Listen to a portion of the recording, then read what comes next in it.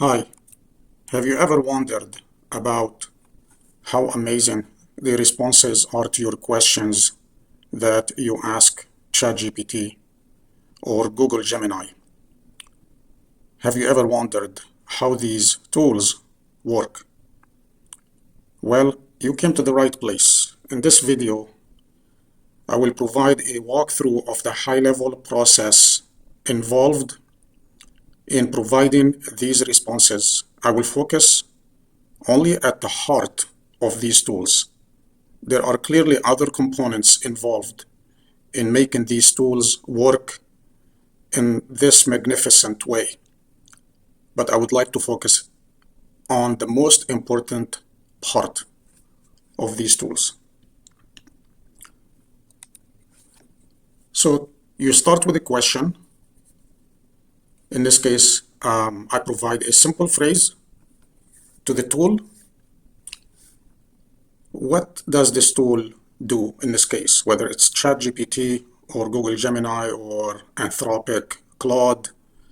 Basically, the objective of this tool is to provide a response to your question, a continuation of the input text that I have here as an example. It basically identifies the most probable text that comes next. In this case, we as humans know what comes next. I look forward to. The word to comes next. However, language models don't know this. They need to be trained so that they know what comes next, as most probable is the word to. So I'm not going to talk about training in this video. I'm just going to focus on the process that these models use to generate the most probable word or the most probable response to your question. So what's the next step? What does the language model do with this input text or the question? It first breaks up the input text into what's called tokens. A token may be a word or a subword. For example, the word forward may consist of two tokens, one token for and another token for word. These tokens are actually in the vocabulary of the language model. I have example language models here and their vocabulary size. For example, GPT-4o language model has a vocabulary of 200,000 tokens, not words, tokens.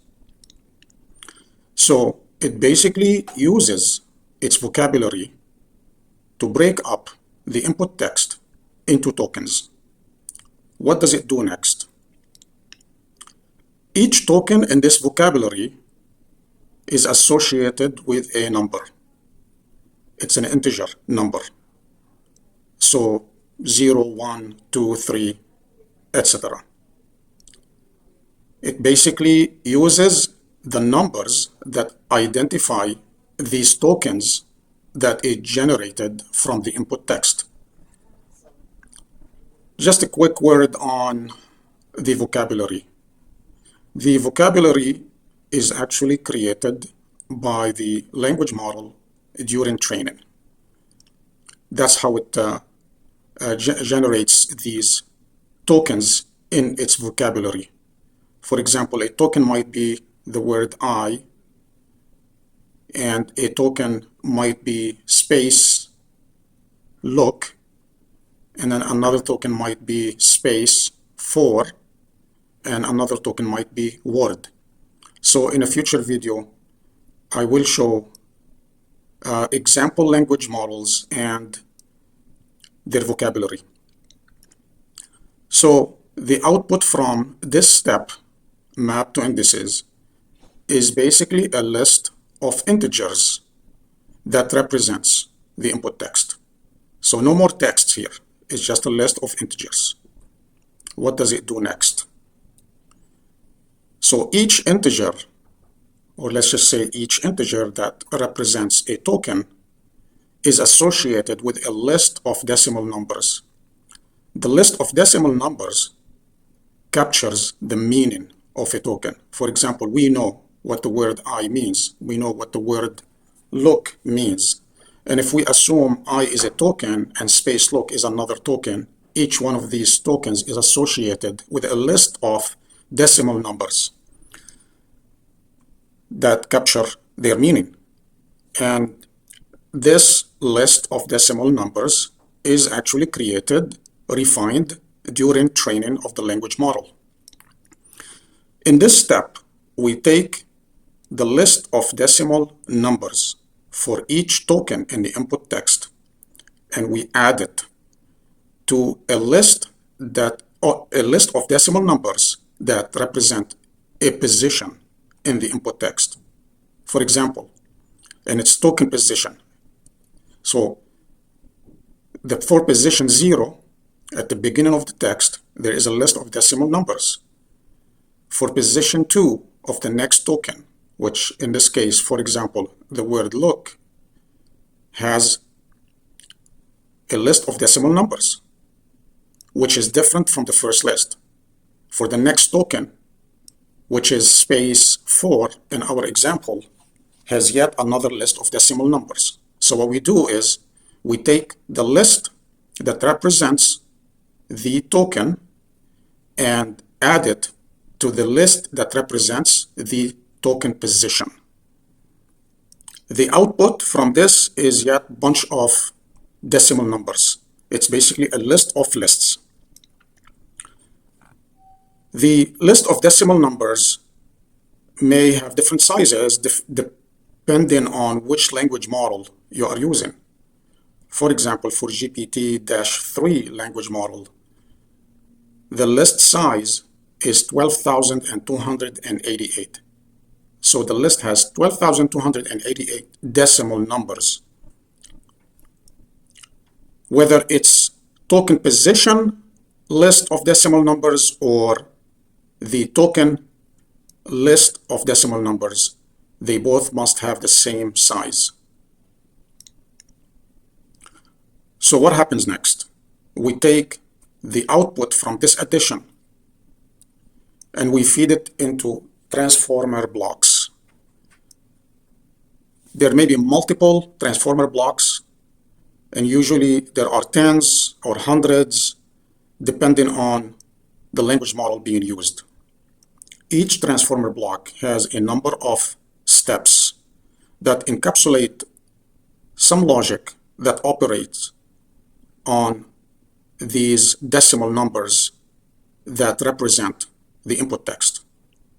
The first step in the transformer block, we do a normalization. We basically change, update, modify the decimal numbers that represent the input text. In future videos, I will provide a lot of details on these various steps, hopefully to answer all your questions. The output from the normalization step goes into a step called multi-head self-attention, which is a very innovative step that is at the heart of the generative AI revolution that started 4 or 5 years ago with the ChatGPT initial release that caught the world by storm and generated a lot of excitement and interest. The output from the self-attention step is added with the input embedding, which is really the output from this addition here. And then the results of this addition is sent into another normalization step.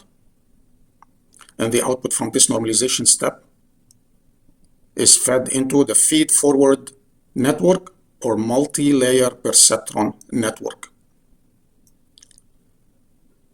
The output from the multi-layer perceptron network is added to the attention residual, which is really the addition of the output from the self-attention step and the input embedding. The addition of multilayer perceptron output to the attention residual is fed into the layer normalization step. So we have a number of normalization steps throughout this process. We have one here, another one here, and another one here. They are similar in function. The output from this normalization step is transformed with a linear transformation step. The output from this step is sent to a softmax step, which is a math function, which identifies the most probable token that comes after the question or after this phrase. In this case, the token 2. I look forward to. This token is fed back, it's added, it's appended to the input text, and the process continues until the response is provided. It might be, I look forward to speaking with you. I look forward to talking to people. I look forward to going to college, etc. In future videos, I'm going to go into a lot of details to clarify how these various steps actually work. The math involved here in this whole process is actually very simple. I think high school math may be more complicated than the math involved in this whole process. But there is a lot of numbers. There's a lot of decimal point numbers, like minus 0.123 plus 0.123 in the list of decimal numbers or list of lists of decimal numbers throughout this process. I really think it's very important to see the big picture behind how these responses are generated by these amazing tools. I actually struggled to find the end-to-end picture, so I decided to basically provide a walkthrough of this whole process. You will see a lot of details that can be very confusing about all these steps throughout the internet. I really would like to simplify the explanation of these various steps in future videos, hopefully answering all your questions. If you like this content, please like, share, and subscribe, and let me know your thoughts in the comment section. Until next time, take care of yourself. Have a good day. Bye.